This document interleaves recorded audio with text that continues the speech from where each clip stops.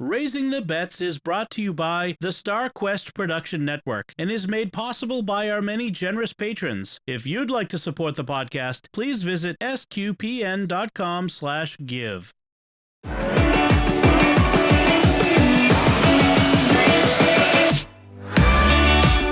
You're listening to Raising the Bets. We're a Catholic couple raising 5 kids outside of Boston. Join us as we share the joys and challenges of marriage, homeschool, and our adventures near and far as we make sense of the world and experience the best parts of our culture. I'm Don Bettinelli. And I'm Melanie Bettinelli.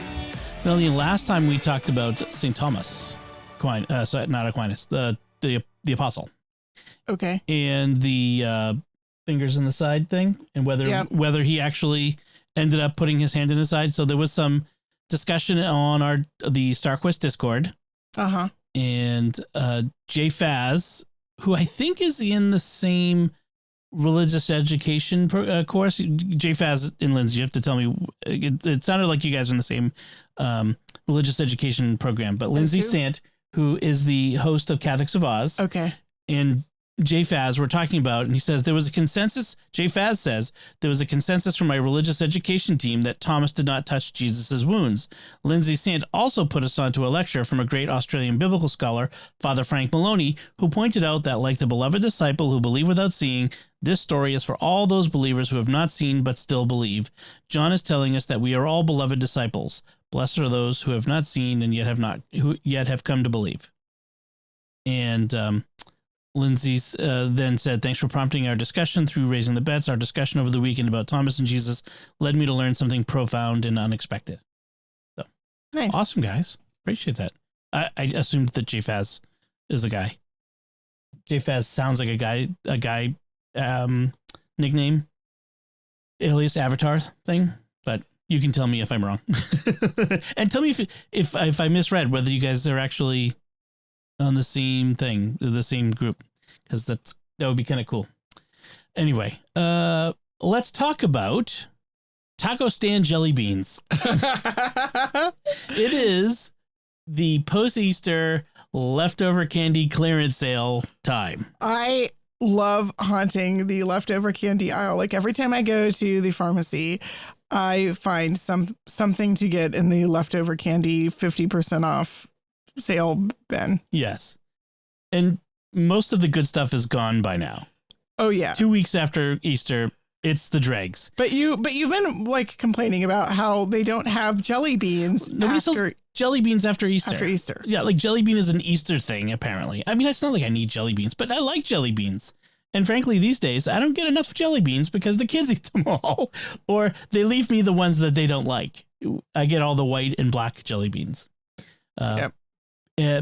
So what you get left these days in the aisles of the clearance aisles is you get all the weird experimental flavors that they were just trying out to see what would happen. Like hot tamale peeps, which is just weird.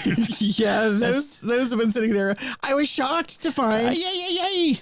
I was shocked to find that all the banana cream marshmallow eggs were actually bought. There was like 30 of them in the store, and somebody came in and bought a bunch. That's the other truth is there's a weird candy for everyone. Then again, maybe somebody bought them to prank all their friends. Well, there's that. See, I like candy corn.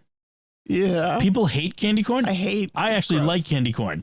So there's a person out there for every weird candy. This is true. It's like a weird, demented, like Hanna-Barbera Christmas special. Actually, that's one of my favorite recurrent Facebook memes is the, like, which is the gross candy and which is the best candy, like rank your favorite candies. Oh, yeah. Because people always feel very strongly, and there's always somebody who thinks that something is disgusting when there's somebody else who says that's their favorite. What was the TV show on the Food Network that was like all about the obscure candies? I do not remember this. Unpacked or, oh man, like we'd always see when we go visit my mom up in Maine because she would have the Food Network on 24/7. You see, I try to avoid HGTV watching these things. Well, I did too, but these were interesting because it was like, there's a plant out there still making the hot tamale candies, or Mike and Ike's, and how do they make that? And that's, that sort of thing. And That's what it kind of reminds me of. Anyway, we've gotten far afield from the real reason I brought this up, which is taco stand jelly beans. So Lucy and I were... Imagine if Bernie Bott's jelly beans went to Mexico for vacation. Lucy and I were at the pharmacy and we saw the taco stand. First I saw, jelly beans. And you thought of me. And I thought of you. Yay. And then I realized that they were taco stand jelly beans. And then you said, oh, yes, I'm going to get him. I said, should we get these, Lucy? And she said, that might be kind of mean. I said, oh, but it would be fun. And she said, oh, yeah, it would be fun. I said, I probably shouldn't get them. And she said, oh, no, you should definitely get them. And then she spent the apple has not fallen far from the tree. She spent the entire drive home gleefully chortling about how everyone was going to be like tricked by the taco stand jelly beans. Let me tell you about some of the flavors you'll experience south of the border with your jelly beans. There's a guacamole jelly bean. Salsa? There's a salsa jelly bean. There's a churro jelly bean, which is not offensive. It's cinnamon. Okay, that actually is a sweet. What was the other sweet one? Margarita. Oh, margarita jelly bean. That wasn't bad. Beef taco jelly bean. Folks, it's disgusting.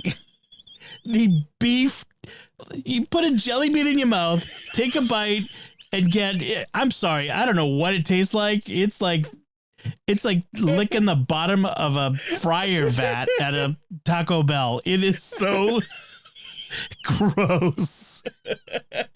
Oh, and then the worst is if you put a handful in your mouth and you get it all at once. No, what's incredible to me is that you kept eating them. I did it twice. No, like once is just like, oh my gosh, that was a mistake. Twice is insanity. I was insane. Yes, that was. See, it was definitely worth what I paid for them to watch the insanity. It was so fun. What was Sophie was I gave Sophie a salsa one, and she was like horrified. Horrified. That's just she was trying to like drink and then like eat something to get the flavor out of her mouth. She's like, that's the most foul thing I've ever tasted. Do you remember in old science fiction where they used to think that in the future all food would come in pill form? Mm-hmm. That's essentially what they've done, and we've proven why that's a bad idea. I do not want my salsa in pill form. So yeah, I'll have to go find some jelly beans somewhere and have some actual jelly bean flavors. What are we gonna do with the rest of this bag of jelly beans? They're probably going to end up in the trash. Yeah. That seems like such a shame. We should have a party and put them out. This is what I did in college. I've told the story about the extra hurt me hot wings. Right. Where we put them out. They were so hot that it was actually painful to eat. Like don't get me wrong. I liked hot wings. I liked hot wings that kind of burned and tingled. I did not. These were really tasty. But they were super, super, super, super so hot you couldn't eat them. That's like the one time I bought ghost pepper salsa. No, it wasn't salsa. It was queso. This ghost pepper cheese. queso, right? And you could like dip one tiny corner of a chip into like the barest dot of salsa, and then your mouth would be on fire. You could not taste the cheese. Yeah. It was like, I think we kept it around for like 4 or 5 months, and I kept going back occasionally and trying it, and it never got better. It never did. Did I must have told the triple extra hurt me hot wing story on this podcast once before. You must have. I must have, so I won't repeat it. I'll get a link. I've written it up and put it on my blog. So if you haven't heard the story, you go to the blog and read it. But we basically the best hot wings in the world came from this little out of the way place in West Virginia. Trust me, and we got them so hot that I was like addicted to them. I couldn't stop eating them, and they hurt so much for days. And finally, we decided, what do we do with the rest of them? We don't want to throw them away. Let's put them out at a party. But I mean, you don't just put them out. You without warning people. That's like a felony in some states. So we put a sign on it. These are really, really hot. So if you can't handle hot food, don't eat it, which was an invitation to every guy to walk up and eat one. Well, because now you've challenged their manhood. Exactly. They have to prove. Can't say we didn't warn you. Yeah. There's a lot more to the story. You have to check it out. I'll put a link. So anyway, taco stand jelly beans. That's a thumbs down on that. We won't be doing that again. Anyway, what else we do this week? We went for a hike today. It was it's Sunday. Beautiful spring day. Like one of the best spring days we've had in a long time. It was like 68, blue sky, a little breeze. Unfortunately, our children. But we have anxiety children. Our children's idea of a perfect day for going on a hike is more like 58. Well, 68 is too warm. One or two children want it that cold. Yeah. We have Elsa for a child. Yeah. We have a child who, when it's 10 degrees out, wants to go outside without a coat on. But if it gets above 55 degrees, I'm dying. Yes. Which is bizarre to me as a Texan, because I'm like, this is not hot. Right. This is frankly it's jacket weather. It's slightly warm, and maybe I'm a little bit overdressed for the day. I was a little bit overdressed. I had too many layers of clothing on, and I had to take them off. Right. Some of them. Not. Yes. But yeah. So, for us, it was a beautiful, gorgeous day. We went back to a place we've talked about before, Wallamonapoag, the conservation area, which you've been to, but I had never gotten to go to. You guys have been there twice. Right. You guys went like during the week when I was working. So this was a chance for me to see it. And this is a bird conservation area, partially bird conservation. It's general conservation, but it's conservation land. Yeah. But there happens to be a really good place for birding, and you will see lots of birders with the big cameras and the big telescopes. Yep. And the binoculars, because it has a heron rookery. Right. So there's a beaver pond, and there's some really cool beaver lodges there and a beaver dam. And some nesting we saw a pair of nesting ospreys. I knocked at the beaver lodge. I said we were friends of Aslan. They didn't come out, so I don't know what was going on with that. But yes, they have. So the beaver pond causes a die off of the trees that get flooded, and then the trees become perfect platforms for heron nests and osprey nests. Yep, and lots of other birds. Yes, and Bella's super excitement. Great horned owl nest. That's a new one for her, right? She's never seen any owls in the wild. We have seen owls at a program, nature programs. Yeah. Programs like at the library. There's a guy who brought owls to the library, and we've seen them at the nature center. Yeah. Do you remember the nature center down in Norwell we went to? They had an owl in an outdoor thing. And then Great Blue Hills has owls too. But yeah, this was in the wild, and it was really nice because there was a couple birders there, and he was like, "Hey, do you want to look through my telescope and look at the?" You could not see the owls with the naked eye. Yeah. They were too far away. But yeah, very nice people let the kids look through their telescopes, and it was cool. I tried to look through the telescope, and honestly, my vision is so bad. I saw a pile of brown. There might have been an owl there. I could not really make it out, and I felt kind of sad, but I didn't want to trespass and like sit there for 10 minutes, like trying to get a good view through this guy's telescope. Right. So, yeah, it was a spotting scope. Yeah. But yeah, I didn't bother. I didn't want to impose with those. There's 7 of us, so taking turns. All the kids had to go look and all that sort of stuff. So, yeah, it was nice. It was a nice hike. We didn't get to go all the way around. We've never have. It's a really long loop. I think you could probably do it in maybe 2 hours. So looking at the map and the distance we traveled, especially if you're not stopping every 15 minutes because children are complaining, and then drinking copious amounts of water and stopping for a snack every 5 seconds. But I don't know what it is. These kids get outdoors and start walking, and some of them, they need to eat. It's kind of funny. But yeah, hiking with kids who have anxieties is an adventure.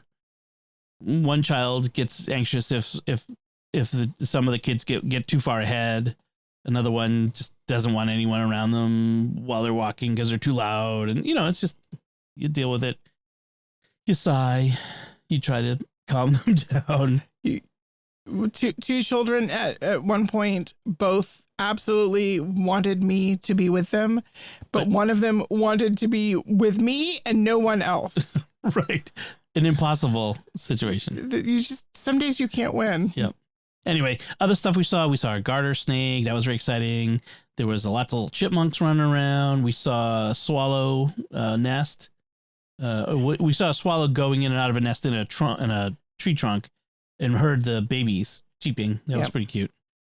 So it was really nice. Wallamattapoag. If you're in the south of Boston area, even in Rhode Island, if you're in like eastern Rhode Island, that would be not a bad trip too. It's just south of Foxborough and Gillette Stadium where the Patriots play, like 20 minutes from there. So it was really nice.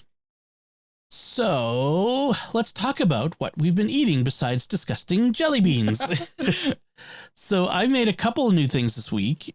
There was a recipe for pajeon, or Korean scallion pancakes. Now, scallion pancakes are good. I've had Chinese scallion pancakes at Chinese restaurants for ages, and I really like them. I don't know why I don't order them more.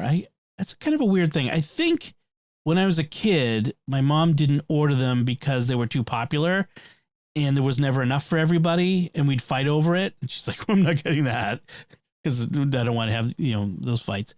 But when we're ordering Chinese food, I'm going to get scallion pancakes again because those are good. But this was good from scratch. There's a sauce, soy sauce, you have soy sauce, rice vinegar, and gochugaru, which is the Korean red chili flakes. And then the pancakes themselves it's made with flour, potato starch, sugar, baking powder, baking soda, salt, pepper, ice water, which is interesting because ice water with the baking powder, like there's a baking thing with that, right? Cold water. I know that you use cold water for like pie crust dough. I don't know any other applications for cold water. Yeah, I was curious about that. It didn't explain why. Anyway, and then a whole bunch of scallions, and we had a ton of scallions because I overbought them 2 weeks in a row for some reason. I think it was on the list and didn't get crossed off. I like scallions. Yeah, so do I. So and I've been thinking, all these scallions, I better make scallion pancakes. So what it has to do is make this batter, and then the instruction is it's in this bowl. Run a spatula down the middle, and then push half of it off into the pan. And I'm like, that doesn't really work. Like it just streams back. Your batter was not thick enough. Was not as thick as I think they imagined it. So the first one was really kind of thin and crispy. The second pancake, I should have divided that into two because that ended up being really thick and doughy, which was still tasty, but it didn't have that crunchiness that I really like out of a scallion pancake like the first one did. But as far as the recipe goes, it was a good recipe. Cooks Illustrated, I think. And yeah, I really like that. So the scallion pancake, I'll definitely be making that again. It was fairly easy to make. And if I can make 3 of them at a time, that's a nice side dish or appetizer. Mm-hmm. Maybe if we do another smorgasbord night. I have a feeling that we're going to run into why your mom didn't let you order them. Everybody liked them. Everybody's going to want some, and there's not going to be enough. Everybody wants some. Or I'll just make more. But yeah. I just double every recipe out there now. Just like every recipe I encounter, I just double it automatically because it's just that many kids. The other thing I made was a main dish called mee goreng. Maine is in from the state of Maine, or Maine no. is in this was the dinner dish. Okay. Yeah. Mee goreng. It's Indonesian stir-fried noodles with red pepper, and the recipe said you could optionally add some seared shrimp at the end, which is what we did. We had this on Friday, I think. So it's got a sauce, soy sauce, oyster sauce, brown sugar, a little bit of ground cumin, which is interesting, just a teeny bit. I couldn't taste the cumin. For the doubled recipe, there was a half teaspoon in the sauce. Like on the regular recipe, it was a quarter teaspoon. It was just a tiny bit, and then salt and pepper. It wanted you to use fresh yellow Asian wheat noodles, but we don't have those at the store. But they did suggest yakisoba noodles, which were at the store, and I picked up a bunch of those. And then for the stuff that goes in it, green cabbage, I used Napa cabbage, shallots. I only had one shallot, so I used red onion for the rest, which worked. You could have used some of those scallions too. I could have, but I wanted the color, so I think if I just used red onion, that would have been fine too. Red bell pepper, bunch of garlic in that, more scallions. This actually called for 2 bunches of scallions, so there were scallions in it. There were scallions. And then when you serve it with lime wedges and sambal oelek or chili garlic sauce, the Asian chili garlic sauce. But you serve that at the table to your own portion, which is good. It was good with the chili garlic. Yeah. So, and then I added the shrimp, but you were thinking it could have gone well with... you could put chicken in it. You could have put chicken in. I also added mushrooms. What else did I add? Mushrooms are always... Mushrooms are good. I think I could have added carrots and celery. Like I really could have bulked it up. You could have had more veggies in it. The nice thing is, I think Anthony would have disagreed. Well, Anthony doesn't like veggies at all. So the nice thing is so you basically cook the vegetables separately first, and then you cook the noodles. And I'm trying to think of which the order was. Yeah, then you cook the noodles in the sauce, and the sauce is a really dry sauce. In fact, it kind of dries up, and the noodles start to brown a little, which is interesting. So like they get a little browning on it, a little carbonation. So you get a little of that flavor of the sear on it, and it came out really, really good. Everybody loved it. It was 100% meal. Everybody had some and wanted more. So definitely a keeper, that one. I'll do that one again. One other thing I just want to mention about something cooking, and I probably have mentioned it before, but I'll mention it again. We had pork chops for dinner. I like to cook, when I cook them on the grill, really thick boneless pork chops. And the grocery store just doesn't sell them. Like I like an inch and a half to 2 inches of a pork chop. And I brine them, and it makes them moist and really tastes really good. Keeps it from drying out on the grill, especially over charcoal. But if you can't get them at the grocery store, what you can do is buy a pork loin, which is less expensive than buying the pork chops, and then cut the loin. It's basically pork chops. So you just cut the loin into 2-inch thick chops. I think I remember I read about that in a magazine or book or article or something. Yeah. So it's a great little tip, and loin around here anyway. Pork loin is, I think, a little less expensive per pound than pork chops, especially thick pork chops. So that's what we've been cooking. Let's talk about things we've been reading or watching.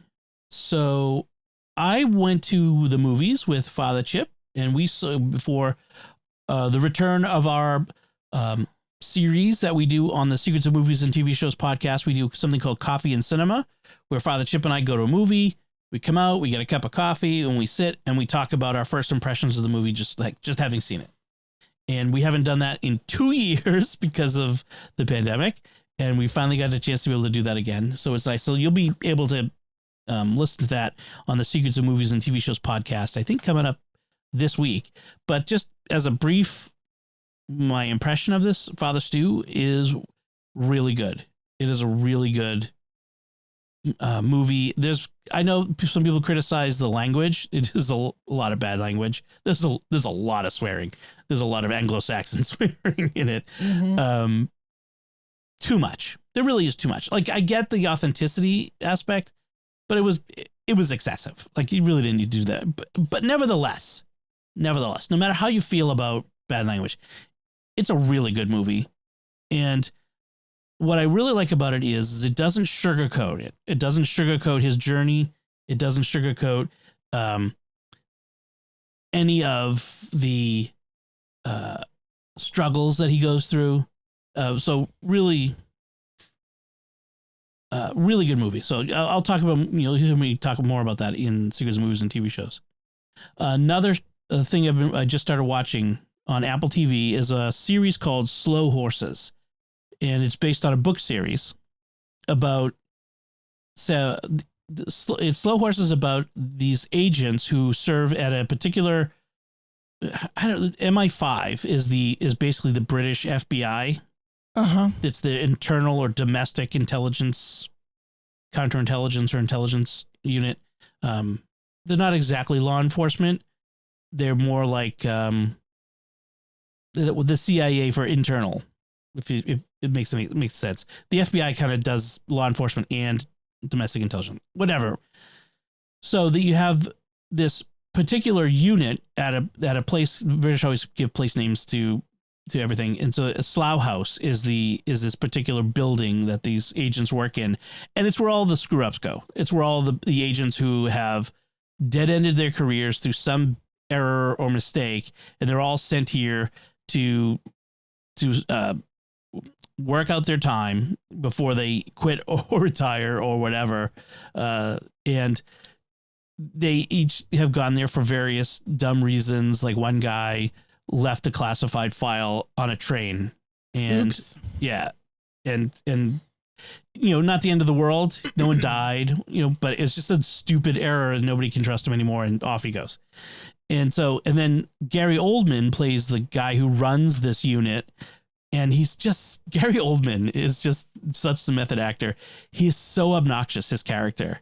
So cruel in a casually cruel way, but in not like I'm the cruel taskmaster, just like you can tell he kind of hates himself. And so he just kind of is mean to other people because they're all screw ups and that's what you're here for. And I'm a screw up and he's just kind of gross, like a slob. And, and so he does a fantastic job, but he follows this one guy who screwed up and and he thinks that he can solve this thing that is happening. I don't want to I'm trying not to give too much away. I've watched a couple episodes. It's pretty good so far. I'm enjoying it. I recommend it. I've heard they've given it a second season, which is a good recommendation. And the only negative really so far is some of the accents are really hard to get.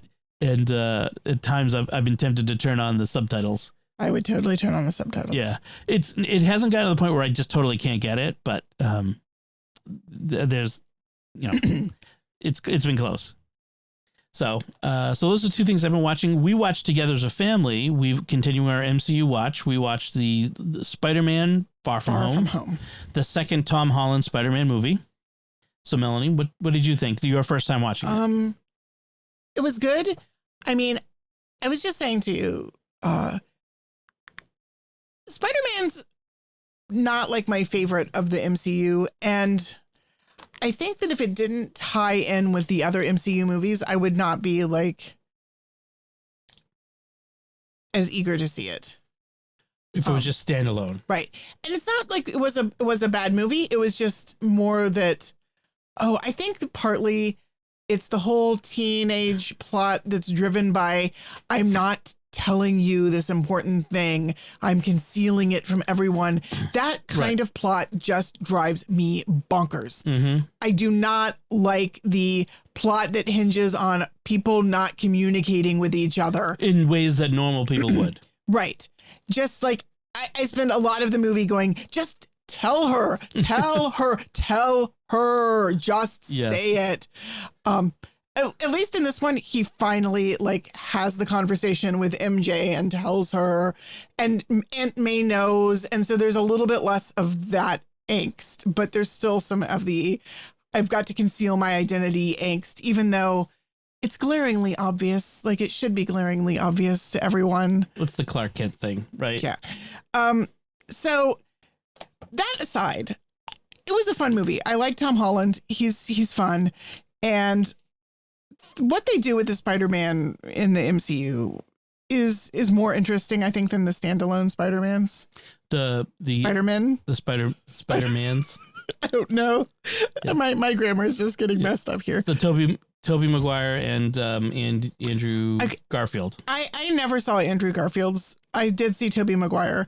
And, again, the Spider-Man just isn't really my thing. And just FYI, folks, Melanie has not seen the latest Spider-Man movie. So just that I haven't. Yes. No. So I'm watching these with the kids, like my first time, their first time, and which is fun. There was some moments where the movie totally like suckered me, and I did not see it, even though the kids were like, "Oh no, don't trust him, don't trust him," and I'm like, "Why not?" The big reveal, the big twist. Right. I actually didn't see that coming. There were a couple things that I didn't see coming, and I don't know if that's because I was sort of not looking very hard. Like I can watch with my like I am looking and I'm going to figure this all out goggles on, or I can watch with the I'm just along for the ride and I really don't want to figure things out before I figure them out. Mm-hmm. And anyway, I do like that we're continuing in this one. This one starts after the blip of Thanos. So after the Infinity War Endgame right plot line. Everybody went away and came back. Right. And conveniently Peter and Aunt May and Peter's MJ and best Ned, friend and love interest all were snapped, so they don't have to deal with the somebody being 5 years older. Yeah. Handy that. Yep. That said, I do think that I like what they're doing with the continued, like, you can't just have everybody in half of the population of the world disappear for 5 years and then come back and it's all fine. And I like the fact that I mean, I don't think that they make it as traumatic as it would be have. Even worse than they make it in the movie. Right. Yeah. But they at least try to in the story deal with that. Right. The trauma, the logistical problems of, you know, I come back and somebody's living in my apartment and who has the right to the apartment now. So they're doing actually a fundraiser at the beginning of the movie for homeless people who are displaced by Thanos. Well, in fact, there's they take this even further in WandaVision, and then in Falcon and Winter Soldier, they take the consequences of the snap even further. Right. And so this is sort of the first step in that. And I do like what they are doing with that. And I kind of wish Agents of S.H.I.E.L.D. could have been there for the snap stuff. Oh my gosh. Seeing how they dealt with that. One of the things, yeah, the Agents of S.H.I.E.L.D. did not, like, they dropped that from their timeline. They just weren't. They were tracking the MCU up until. Right. They basically went off in a branching timeline. Right. Which was okay. I mean, I liked the shows, but it would have been fun to see them dealing with this and how would they tie that in. But, you know, in the Spider-Man, like, there are no Avengers anymore, and he's left, like, trying to be the Avenger when he's just a teenage kid who also wants to just have his own life. And I thought I liked that better, in fact, than because there's the gap left by the Avengers. I felt like Peter Parker's need to get involved is a lot more believable when something bad has happened that's taken out a lot of the Avengers, and it felt more plausible. Right. So who's left from the Avengers? So Thor, who's off-world. Thor's off-world. So you have Falcon, you have Winter Soldier, you have Wanda. We know where Wanda is. Right. You have Hawkeye, who's retired. You have Ant-Man, who's not really, he's sort of auxiliary Avenger. Right. But yeah, it's an interesting question. You know, where's the next group of Avengers coming from? I'm curious, just in a general sense, are they going to have a new Iron Man? Will they put somebody else in the suit? That's an interesting. I mean, they kind of like have Pepper tried that sort of. I mean, we have a new Hawkeye, a female Hawkeye. We have a new Black Widow. Although she's not really technically Hawkeye, but no, she's sort of. Sure. We have a new Black Widow. We're getting a new Thorina. Maybe of some sort. The Hulk is still around, Professor Hulk. But he was not taking calls, I guess. Yeah. So I don't know. It's interesting to think where we're going with this. Shang-Chi might be in the cards. Did you see the movie Shang-Chi? Yeah, we watched it together. Oh, we did. You sure? Yes. That's right. We did. I am positive. Yes. Okay. Anyway, that was Spider-Man Far From Home. From here, we're going to watch WandaVision. We're going to start watching this streaming series. Then once we'll get through the 3, WandaVision, Falcon Winter Soldier, Loki, then we'll watch Shang-Chi and Black Widow. We're not watching the Eternals. It doesn't connect at this point, and there's stuff in it that I just don't want the kids to watch. Right. So, all right, let us talk. Oh, also Moon Knight was, we watched the latest Night Monkey, which now having watched Spider-Man Far From Home, now we remember where Night Monkey comes from. Did we talk about Night Monkey? We kept calling Moon Knight Night Monkey. My sister's housemate cannot remember Moon Knight and calls it Night Monkey. And then we thought that was funny, so we started kind of picking it up too. But and then it turns out Night Monkey comes from Spider-Man Far From Home, because when he's running around Europe, they'll like if Spider-Man shows up in Europe at the same time Peter Parker's in Europe, everyone's gonna know. So his friend Ned like dubbed him Night Monkey because he was in a black suit or something. Yes, black suit swinging around. Yeah, like a monkey with webs. Maybe he's a spider monkey. Spider monkey. Oh boy. Night Monkey. Anyway, so Moon Knight, latest episode. What did you think? It was funky. It was like a lot of Moon Knight so far. Yeah. So far, the whole series has kept me off kilter. Not sure what. I feel like at least now we've gotten some traction in terms of like knowing. We kind of know what's going on. What's going on a bit better. With the character of Moon Knight himself. Mark, Stephen Mark. Well, Stephen. Well, do we want to spoil? No, we don't want to spoil. Okay. So we have these two personalities in one body, Stephen and Mark. Which one's the real one? Which one, or are they both real? Is he really Moon Knight, or is he just a crazy person in an institution?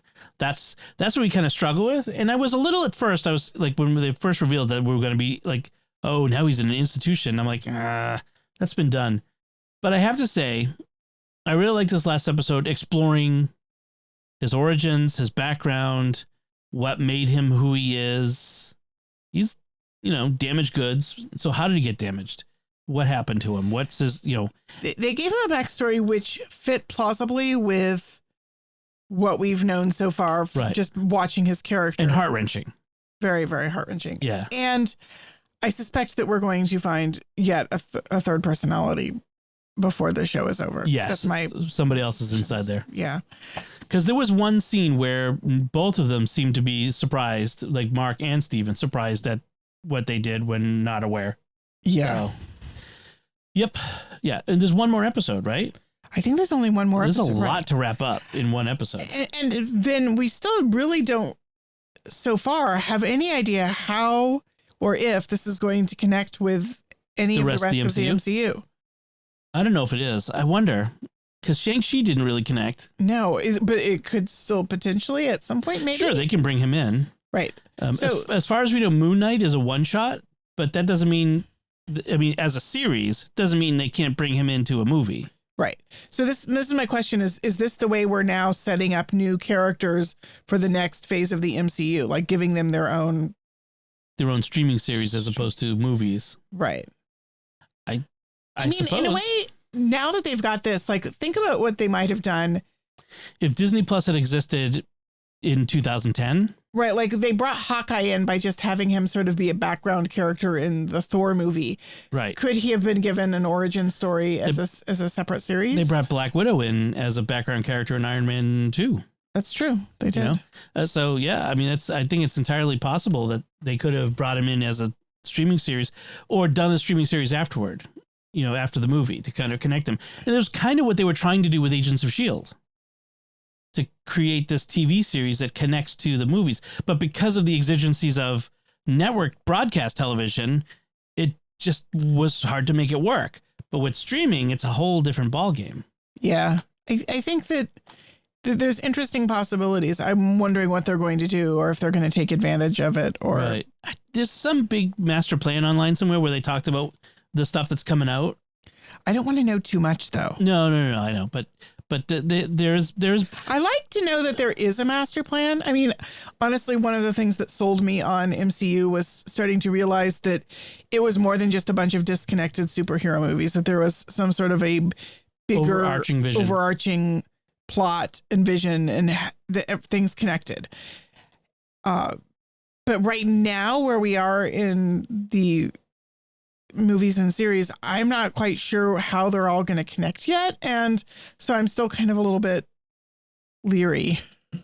Yes, which doesn't mean that I'm not going to keep watching, but right. I'm waiting. For as far as movies go, so Doctor Strange and the Multiverse of Madness is coming out this which will Friday. Clearly connects because we've seen Doctor Strange. Yep. Thor: Love and Thunder in July. Black Panther: Wakanda Forever in November. Guardians of the Galaxy Volume 3 next year, like a year from now. All that stuff is, let's see, Ant-Man and Wasp: Quantumania in February 2023. The Marvels. There's that's right. There is a Ms. Marvel movie coming which follows a young woman who gets Marvel powers. Okay. Which I saw the trailer for that. That looked pretty good. And then other things that are on the block are like Fantastic Four, X-Men. They're talking about doing rebooting the X-Men. Now that could be interesting. Who did I see that they talked about for? Harry Potter. What's his name? Daniel Radcliffe as Logan / Wolverine. Interesting. It would be interesting to see him bulk up. Blade, rebooting Blade, Captain America 4. Deadpool 3, which you've never seen any of the Deadpools. No. I've only seen one of them. Shang-Chi 2, another Spider-Man. So there's stuff coming. Right. There's a lot to come. But I'm just curious. What other series? I don't know. I mean, I'm sure there must be series coming. Anyway, let's move on from that. And let's talk about, this is the third Sunday of Easter. So let's talk about the third Sunday of Easter. And Father Pinto was the celebrant at our Mass this week. Father Pinto is a priest of the Holy Cross Fathers. Yep. Holy Cross Fathers. I just mixed that up. And he hasn't been in our parish in a while. He's been away, but he did get to come and say Mass this week. One of the things you said you always liked about him is he's always smiling. Father Pinto has the best smile. He smiles and I just feel like happy. I want to smile back at him, and he's very joyful. He radiates joy. Yep.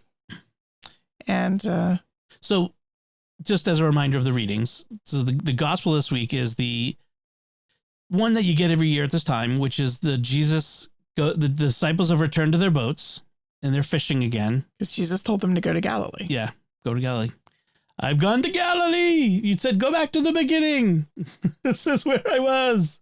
This is the Princess Bride. Peter, obviously, after some time of sitting around waiting for Jesus to show up, he's like, I'm going fishing. Yep. Anybody want to join me? I'm going fishing. Yes. That's, in fact, it literally says that. Simon Peter says that I'm going fishing. We'll go too. I mean, yeah. It's just so... I can't help but picture the actors from The Chosen doing this now. Like, that's for the good and the ill. But I'm kind of picturing how they're going to film this eventually. And there was Jesus on the shore. Children, have you caught anything to eat? He calls them children. I like that. They don't recognize him. Nope. Of course not. Cast the net over on the other side and you'll find something. And they don't get it. Like, I love the fact that Peter is still kept being a little dense. Like, at this point, when he says cast the net on the other side, wait a minute. Hold on just a second. And then when you get it, it's so full that you can't pull it in because of the number of fish. It's only when John, the disciple whom Jesus loved, says to Peter, it's the Lord. When Simon Peter heard it was the Lord, like, you're only just getting it now? Like, I just love that sometimes Peter just doesn't get it. This is like me. It's like, Jesus could have like a neon sign over his head pointing with an arrow pointing, Jesus here, Jesus here. Oh, that's Jesus. So Peter doesn't bother rowing the boat in. He jumps into the ocean, out of the boat, and swims to shore. Leaves the other guys with the nets and stuff, and they come in. And so this is important. They saw a charcoal fire with fish on it and bread.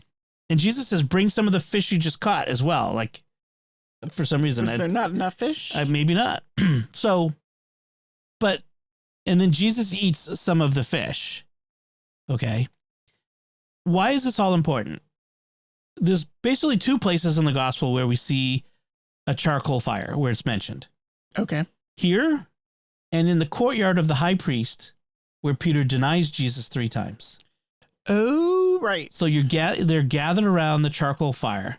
And this, just like Peter denied Jesus 3 times, he's given a chance to affirm Jesus, his faith in Jesus, to tell Jesus he loves him 3 times. So Jesus has given Peter this chance to make up for his denials. And I like the way he phrases it. Do you love me more than these? More than these what? More than these others. Do you love me more than everyone else? Because Peter had previously pledged, even if everyone else abandons you, I will lay down my life with you. And he didn't. Like he ran.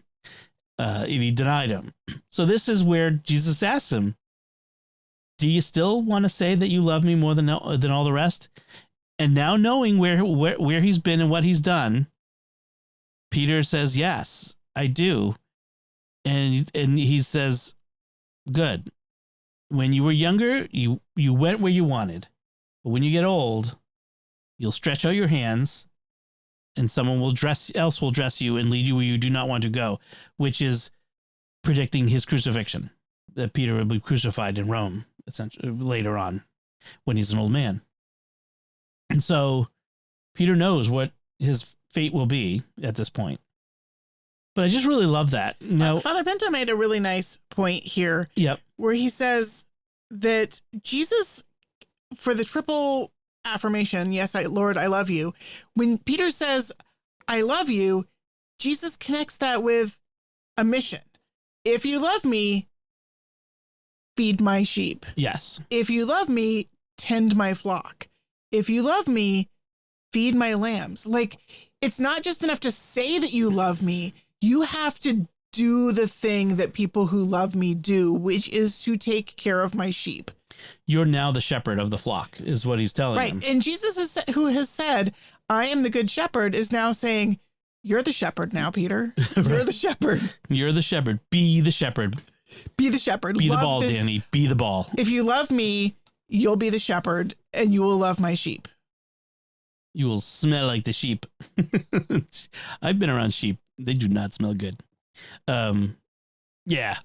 So it's awesome readings. I also like the first reading where they're brought in before the Sanhedrin. They're flogged. The reading that the church puts here doesn't have the fact that they're flogged, but they actually get flogged like Jesus did. And they get berated. You know, we gave you strict orders, did we not, to stop teaching in that name? Yeah, we actually see the flogging. The kids and I read the daily readings, and one of the readings for the week in the daily mass actually had the bit where they were flogged, because we talked about that, right, about how they were happy to be flogged to be able to suffer for Jesus' sake. Right. And well, that's how it ends. It's like the Sanhedrin ordered the apostles, stop speaking the name of Jesus, get out.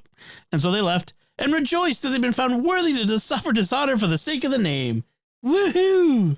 Isn't that awesome? And I just love the fact that they rejoice in the suffering. Wait, how different that is from the 12, from the apostles who were hiding in the upper room. Yes, they've changed so much in such a very short time, and that's the power of the Holy Spirit. Yes, it is. It is. I mean, it's amazing to see that switch in once you get to the Book of Acts, how different they are. And we kind of saw that. They kind of showed us that in the, if you haven't watched The Chosen, I'm sorry. And some people, they don't love it, which is fine. But there's that scene in that first episode of the second season where is it John writing his gospel? Yes, it's John. And he's interviewing everybody years and years later. And even then you could see the differences in some of the apostles, especially in Peter. He's still a Peter, but there's a difference in him, and it's kind of cool to see that being portrayed on screen like that. So, anything else from Father Pinto? I really liked the anecdote he began with. He talked about a woman who had been struggling with her spiritual journey and trying to find God in prayer and feeling like she just couldn't get to where she wanted to be. And she fell asleep and had a dream that she was standing at a window. It was a really, really thick glass, and she could see God on the other side, but very, very blurrily through the window. And she starts banging on the window and trying to get his attention and then yelling. And then he comes to her and he's like, why are you yelling and causing such a commotion? There's nothing between us. I didn't get that. Was it that the window was imaginary, or that he was not on the other side but was behind her or something? Well, yeah, I didn't quite follow like how that worked literally, but I really like the imagery, at least, that we sometimes imagine, because I don't know, our prayer life isn't what we expect. We're not feeling the feelings that we expect to feel, that there's a barrier between us and God. Yeah. But the reality is that there is no barrier. God is the God who comes to us. And Father Pinto talked about like the times in the gospel that we've seen Jesus come physically.